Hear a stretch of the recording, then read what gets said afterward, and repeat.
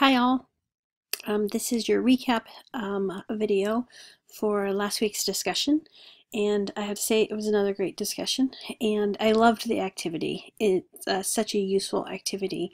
So what you were asked to do is really think about how you would advocate for getting a team assessment or getting a re-eval for a student named Jackson. So it brought up two skills you need to have. One, advocating for your student, and two, collaboration. So let's talk about collaboration. Why is collaboration important? Collaboration is important because all of the skills that we have don't happen independently, right? We communicate, we speak. A child has receptive and expressive speech, that's the SLP, but we also need to talk to them and we need to know that they understand what we're saying and that they can express their needs to us, right? Right. Motor skills, that's the OT, and PT. We need to know how those skills are functioning for that student, and we also need to make sure that any restrictions they might have, the programming that we've set up is designed to overcome that or to address those needs as well. Let's see, SLP, OTE. Cognitive, we need to know from the school psychologist perspective what kind of cognitive abilities they have and how we can work together. From an academic point of view, we need to know what kind of skills they need to be working on, because we can work on those too.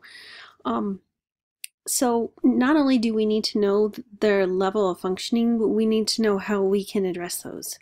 And if we're working independently, then our services are so fragmented, we're really not going to make progress. Not the progress we could make if we're working together.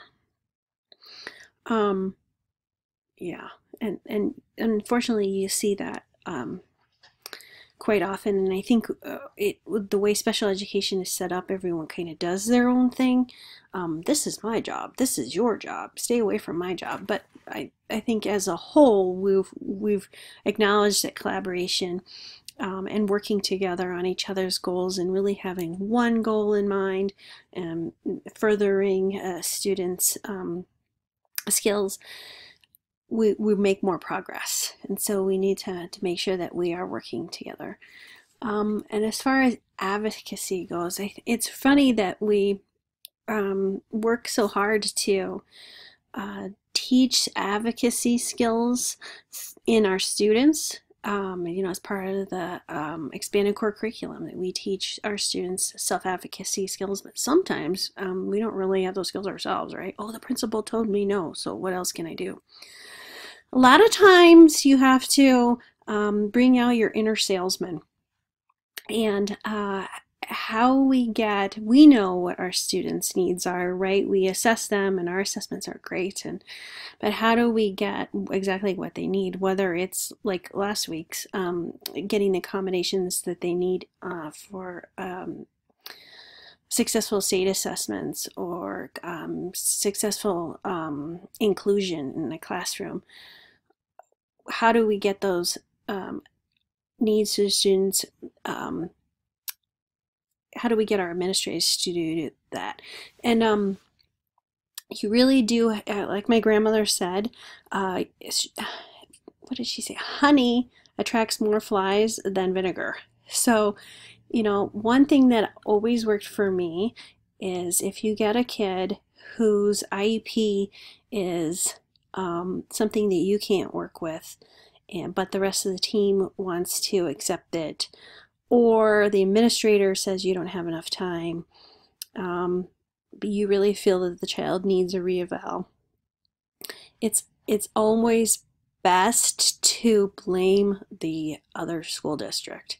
I can't believe we would never do this in our school district.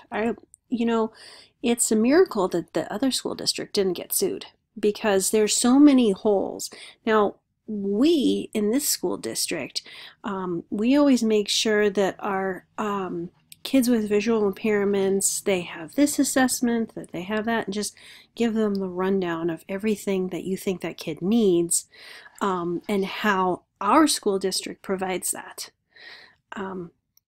Because if you start putting them on the defensive, they're going to dig in their heels and they're not going to get you what you need. So it's always best to blame the other school district. Gosh, I cannot believe they did such a horrible job. Unfortunately, this kid, and it looks like with Jackson, he didn't have a functional vision assessment done, or it was lost. And so you really need to do assessments. You can't just accept the IEP. He's coming from another school district, and it sounds like the administrator wants you to just accept the IEP because assessments take too long. Very time-consuming reevals. But you need to do an evaluation, and as long as we really have to do this, as long as you have to do your evaluation, you might as well have the whole team do it. And it is really important that we're all on the same page. I've actually had more service providers not want to do the reeval than administrators, and so they require a little bit of a song and dance too, a little bit of your sales pitch, to get them to do it, because I mean, it's true, we're all under time constraints. There's never enough service providers. I was doing some contract work last year, and I had a physical therapist text me. She wasn't even comfortable with email. She was afraid, afraid I would forward email maybe or something. But so she texted me and said, I need your help. The school psychologist says that I don't need to be working with the student anymore because he has orientational mobility on his IEP, and which was me. I was the comms. And so I had to email the school psychologist and principal and said, I really appreciate the physical therapist's time and resources, because I, as an orientation mobility specialist, are not, I don't have the training for gross motor, and we really need to work together because we do provide two completely different services. Now, why the school psychologist, maybe they had aspirations of being an administrator someday, why she felt the need that to be involved. Some people stick their nose in things, I don't know. But yeah, you really have to put on your dancing shoes, get your song and dance ready, and that's why I really liked this assignment, because it gave you the opportunity to think ahead of time for your spiel and how you're going to advocate for your student needs. And I think everyone did a really great job. Was very impressed with everyone. So my tip for the week is look at your menu assignment. Don't wait until the last minute. It's due the last week of February. So you've got a couple of weeks. Start planning, trying to figure out what you're going to do. Don't wait till the last minute. And so I'm really looking forward to next week's discussion, and I'll see you later. Thanks.